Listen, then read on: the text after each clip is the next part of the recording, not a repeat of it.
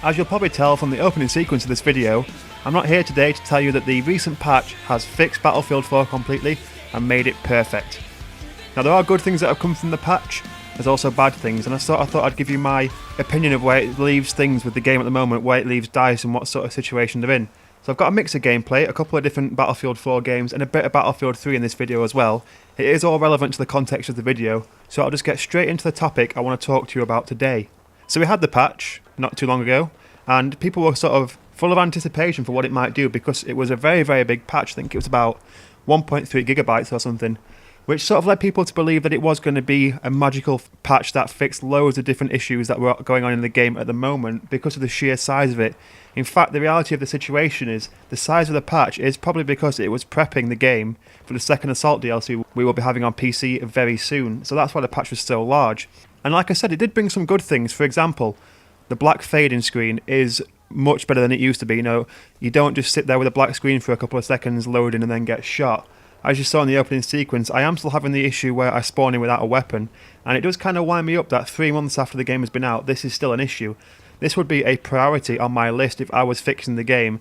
Make sure on a first-person shooter people actually spawn with a gun. That would be quite handy. But yeah, there are good things like the black screen is much better.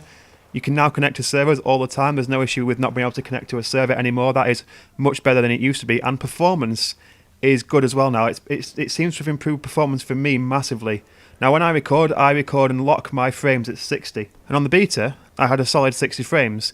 But for some reason on the full game I was getting frame drops, you know, it was going down to 45. And recently, like I explained in a previous video, I wasn't playing Battlefield 4 because when I eventually could get into a server, it was laggy, it was horrible, jerky, lag spikes everywhere.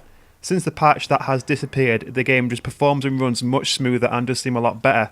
So yeah, it does run better in terms of how smooth the game feels, you know, performance in terms of frames per second.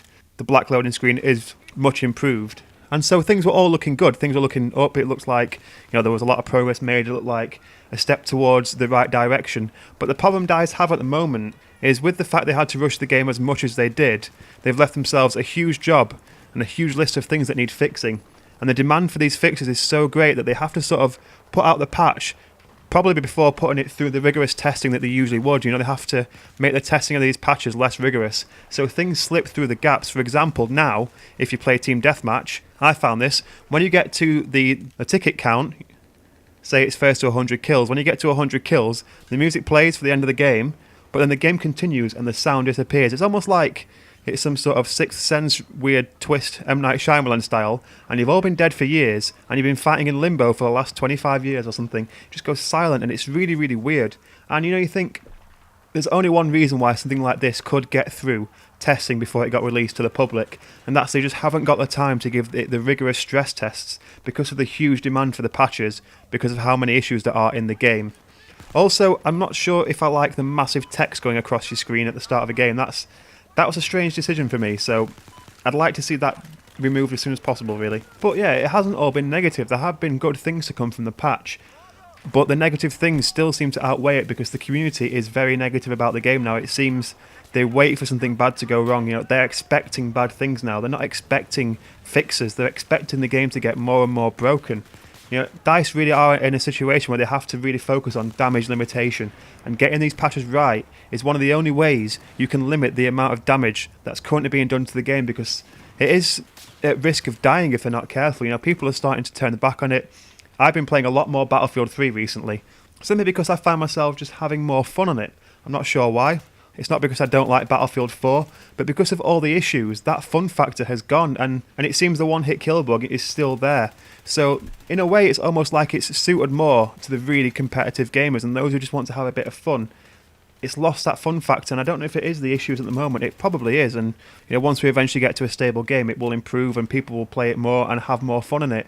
But DICE have to be careful that before it gets to that point, they haven't lost their crowd. People haven't abandoned Battlefield 4 completely, and that there's a high risk of that happening at the moment.